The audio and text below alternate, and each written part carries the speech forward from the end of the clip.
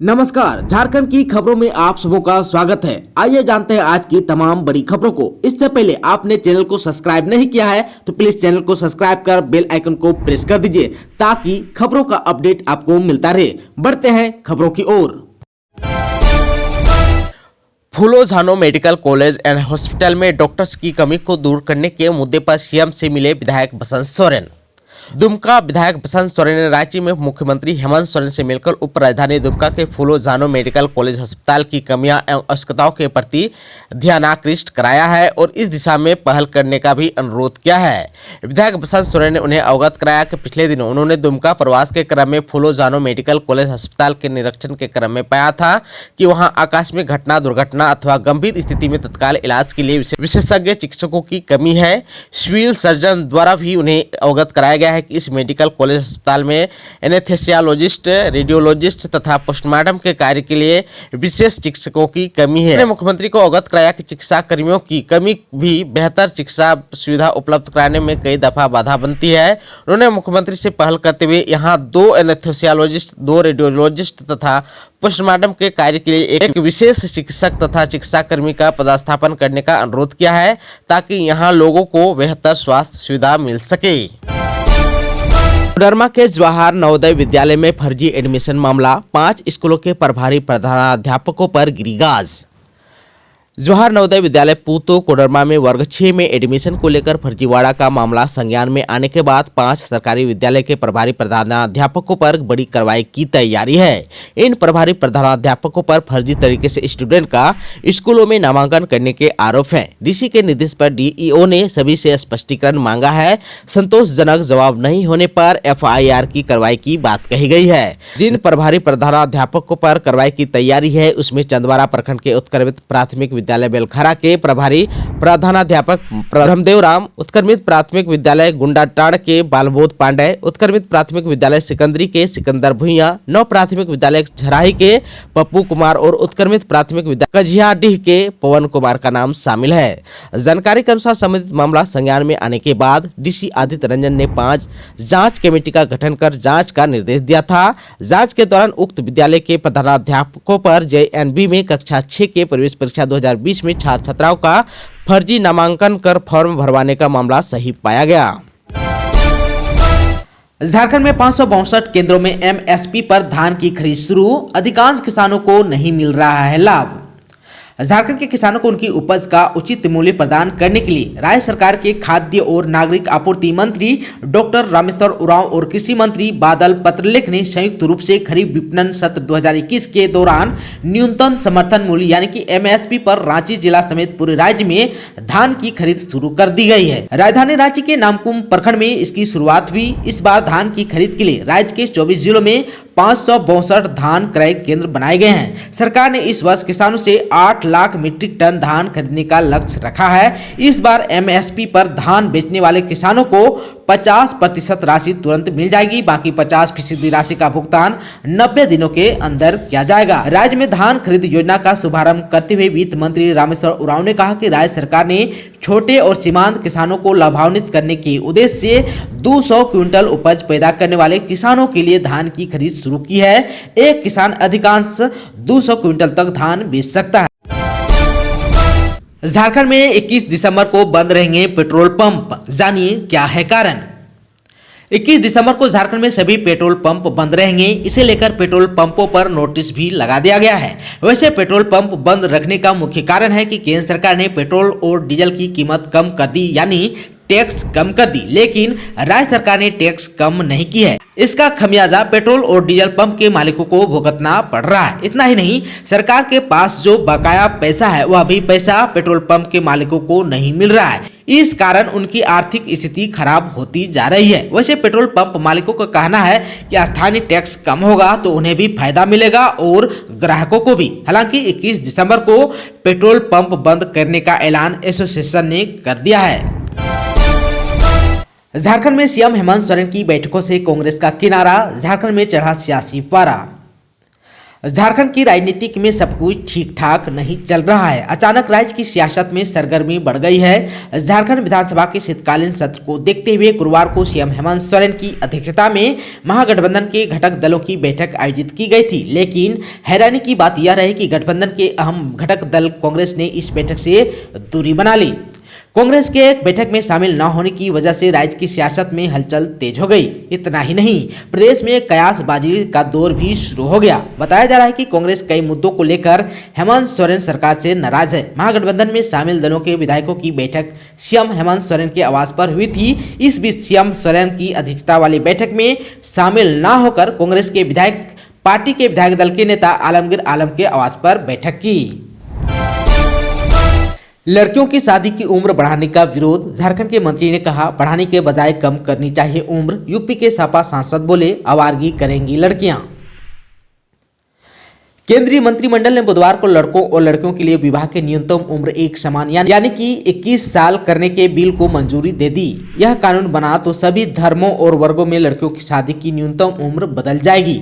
ज्यादातर लोगों ने इस फैसले का समर्थन किया है, लेकिन झारखंड के एक मंत्री और उत्तर प्रदेश के समाजवादी पार्टी के सांसद केंद्र सरकार के फैसले का विरोध में है। झारखंड के अल्पसंख्यक कल्याण मंत्री हाफिजुल हसन का कहना है कि सरकार को उम्र बढ़ाने के बजाय लड़कियों के लिए शादी की उम्र कम करनी चाहिए। आजकल लड़कियों की ग्रोथ को देखते हुए इसे घटाकर 16 साल कर दिया जाना चाहिए, अगर नहीं तो इसे 18 साल ही रहने दें। लेकिन मंत्री के इस बयान का बीजेपी ने विरोध किया। वहीं एसपी से सांसद डॉक्टर शफीकुर रहमान बरकर ने कहा कि लड़कियों की शादी की उम्र बढ़ाई गई तो वह आवारगी करेगी। डॉक्टर बरकर ने कहा कि जल्दी शादी हो जाने से लड़कियां तमाम तरह के बुरे हालात से बच जाती है। वह कांग्रेस के विधायक ने अपनी ही सरकार पर लगाया आरोप। इरफान अंसारी ने कहा कोरोना से मौत के आंकड़े छुपा रही है सरकार, लेकिन वहीं जेएमएम के मंत्री ने दिया जवाब। विधानसभा के शीतकालीन सत्र के दूसरे दिन कांग्रेस के विधायक ने अपनी ही सरकार पर गंभीर आरोप लगाया। जामताड़ा से विधायक इरफान अंसारी ने सरकार पर आरोप लगाया कि राज्य में कोरोना से हुई मौत के आंकड़ों को सरकार छुपा रही है। उन्होंने कहा कि उनके सवाल के जवाब में सरकार की तरफ से बताया गया है कि कोरोना से राज्य में 5142 लोगों की ही मौत हुई है, जो बिल्कुल गलत है। वहीं जवाब में हेल्थ मिनिस्टर बन्ना गुप्ता ने कहा है कि आंकड़े सही है, इतनी ही मौत राज्य में हुई है। अगर किन्हीं को लगता है कि उनके पास आंकड़े ज्यादा है तो डीसी के आदेश से हर जिले में कमेटी का गठन किया गया है। अगर किन्हीं को अलग से मौत की जानकारी है तो इसकी सूचना कमेटी को दें, मौत को जोड़ा जाएगा। वहीं कोरोना से मृतक का परिजन को मिलने वाली मुआवजा राशि को बढ़ाने की मांग भी कांग्रेस विधायक ने सरकार से की। उन्होंने कहा कि बिहार में 4 लाख रुपए दिए गए हैं, जबकि झारखंड में मात्र 50,000 रुपए दिए जाने की बात की जा रही है। लेकिन इस बात पर स्पीकर ने कहा कि आप हेल्थ मिनिस्टर के साथ बैठकर इसका समाधान कर सकते हैं। 20 दिसंबर के बाद झारखंड में बढ़ेगी ठंड, कश्मीर की बर्फीली हवा राज्य में बढ़ाएगी कनकनी, 2 दिन बाद बारिश के आसार। झारखंड में 20 दिसंबर के बाद ठंड नए रिकॉर्ड बना सकती है। राज्य का पारा 4 डिग्री तक पहुंचने का आसार है। मौसम विज्ञान केंद्र के मुताबिक उत्तर भारत से लगातार ठंडी हवाएं आ रही है, जिससे रांची सहित पूरे झारखंड का तापमान गिर रहा है। ठंडी हवाओं का दौर जारी रहेगा, जिससे पूरा राज्य शीतलहरी की चपेट में आ सकता है। मौसम वैज्ञानिक अभिषेक आनंद ने बताया कि पश्चिमी विक्षोभ के कारण जम्मू कश्मीर में बर्फबारी हो रही है। अगले 2 दिनों में बारिश के भी आसार बन रहे हैं। यही कारण है कि झारखंड में तापमान में तेजी से गिरावट आएगी। अगर ऐसा हुआ तो पिछले 5 साल का रिकॉर्ड टूटेगा। 2018 में 30 दिसंबर को रांची का न्यूनतम तापमान सबसे कम 4.6 डिग्री और 28 दिसंबर 2019 को 4.7 डिग्री दर्ज किया गया था। अभिषेक आनंद ने बताया कि पछुआ हवा का सबसे ज्यादा प्रभाव अभी पलामू प्रमंडल के डाल्टनगंज, गढ़वा, लातेहार, चतरा और कोडरमा जिले में दिख रहा है। झारखंड शिक्षक नियुक्ति में इस बार मिलेगी उम्र सीमा में 6 साल की छूट, नियमावली में हुआ बदलाव। राज्य के प्राथमिक और मध्य विद्यालय में शिक्षकों की नियुक्ति में अभ्यर्थियों को उम्र सीमा में छूट दी जाएगी। स्कूली शिक्षा एवं साक्षरता विभाग द्वारा नियुक्ति नियमावली में बदलाव किया जा रहा है। जितने वर्ष बाद नियुक्ति होगी, अभ्यर्थी की अधिकतम उम्र सीमा में उतने ही वर्ष की छूट दी जाएगी। वहीं पारा शिक्षकों के लिए नियुक्ति की अधिकतम उम्र सीमा 57 वर्ष निर्धारित की गई है। प्राथमिक और मध्य विद्यालय में शिक्षक नियुक्ति में पूर्व की भांति पारा शिक्षकों को 50% आरक्षण दिया जाएगा। राज्य में प्राथमिक और मध्य विद्यालयों में शिक्षकों की पिछली नियुक्ति वर्ष 2015-16 में हुई थी। नई नियुक्ति के लिए नियमावली में संशोधन को शिक्षा मंत्री की सहमति भी मिल गई है। अगले वर्ष प्राथमिक और मध्य विद्यालय में शिक्षकों की नियुक्ति प्रक्रिया शुरू होने की संभावना है। ऐसे में प्रावधान के अनुरूप अगर वर्ष 2022 में नियुक्ति होती है तो अभ्यर्थियों को उम्र सीमा में 6 वर्ष की छूट मिल सकती है। ग्रामीण प्रशासनिक सुधार एवं राजभाषा विभाग द्वारा तृतीय कोटि के पदों पर नियुक्ति के लिए उम्र सीमा शिक्षक नियुक्ति में प्रभावी होगी। नियुक्ति के लिए अलग अलग कोटि के अभ्यर्थियों के लिए निर्धारित अधिकतम उम्र सीमा में छूट दी जाएगी।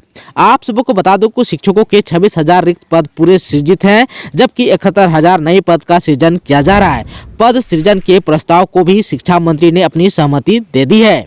आप सबको बता दूं कि शिक्षकों के 26,000 रिक्त पद पूर्व से सृजित है, जबकि 71,000 नए पद का सृजन किया जा रहा है। पद सृजन के प्रस्ताव को भी शिक्षा मंत्री ने अपनी सहमति दे दी है।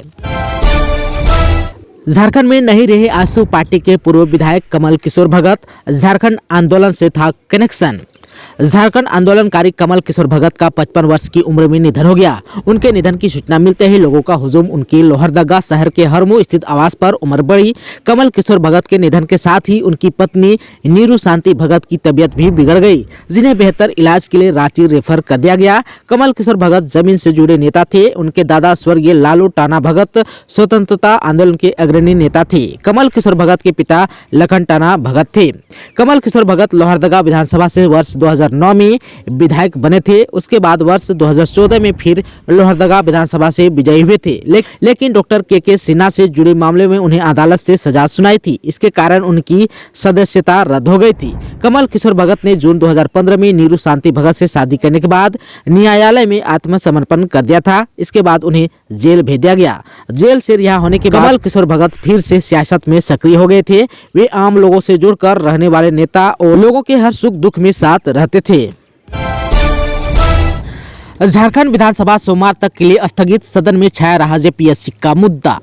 झारखंड विधानसभा का सत्र सोमवार 11 बजे तक के लिए स्थगित कर दिया गया। आज का पूरा दिन हंगामा के भेंट चढ़ गया। पूरे दिन सदन में जेपीएससी का मुद्दा छाया रहा। विपक्ष जेपीएससी के मुद्दे के साथ साथ बेरोजगारी और बिजली के मुद्दे पर सरकार पर हमलावर रहा। पूर्व मंत्री भानु प्रताप शाही ने जेपीएससी में धांधली का मुद्दा उठाया। उन्होंने कहा कि परीक्षा में भारी गड़बड़ी हुई है, इसलिए पीटी परीक्षा को तुरंत रद्द कर सीबीआई को जांच के लिए सौंपना चाहिए। भाजपा विधायक बेरोजगारी और बिजली को लेकर भी सत्ता पक्ष पर हमलावर और इसे लेकर भी विपक्षी विधायक धरने पर बैठे हुए हैं। विधायकों की ये मांग है कि कोडरमा और हजारीबाग जिले डीवीसी द्वारा 24 घंटे बिजली मिले, साथ ही साथ डीवीसी द्वारा लोड शेडिंग भी बंद करने की मांग की जा रही है। झारखंड में भी मिलेगा पिछड़ों को 27% आरक्षण, शुरू हो चुकी है प्रक्रिया, सरकार ने सदन में दिया जवाब।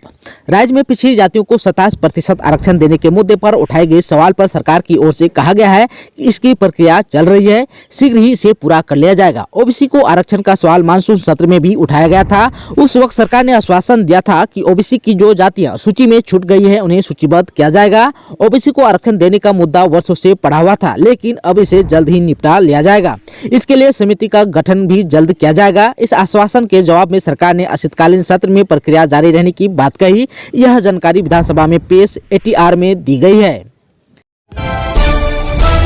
एचईसी के साथ केंद्रीय उद्योग मंत्री की बैठक, लेकिन नहीं निकला कोई समाधान, हर तरह की मांग हुई खारिज। एचईसी को भारी उद्योग मंत्रालय से कोई सहायता नहीं मिलेगी। मंत्रालय ने स्पष्ट कर दिया है कि एचईसी को किसी तरह की आर्थिक सहयोग नहीं मिलेगा और न ही जमीन गिरवी रखने का या जमीन को दीर्घकालीन लीज पर देने की अनुमति दी जाएगी। एचईसी के निदेशकों को कर्मियों के वेतन मद और अन्य खर्चों की व्यवस्था खुद करने को कह दिया गया है। देश के भारी उद्योग मंत्री डॉक्टर महेंद्र नाथ पांडे ने दिल्ली में गुरुवार को एचईसी प्रबंधन के साथ हुई बैठक में ये बातें स्पष्ट कर दी। दोस्तों, चैनल पर आप नए हैं तो प्लीज चैनल को सब्सक्राइब कर बेल आइकन को दबा दीजिए ताकि खबरों का अपडेट आपको मिलता रहे। इसके साथ ही आज की खबरों में बस इतना ही। हमें दीजिए इजाजत। नमस्कार।